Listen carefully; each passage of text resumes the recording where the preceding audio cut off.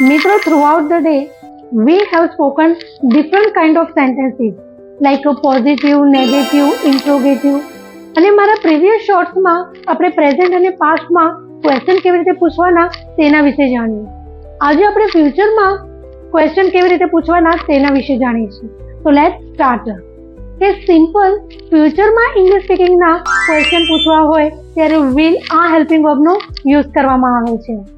Will plus subject plus વર્બની first form plus object plus question mark. હવે આપણે example લઈએ કે તમે આવતીકાલે આવશો. Will you come tomorrow? તું રાતનું જમવાનું બનાવીશ? Will you make dinner tonight? તું ગેમમાં ભાગ લઈશ? Will you participate in the game? શું તે આપણને મદદ કરશે?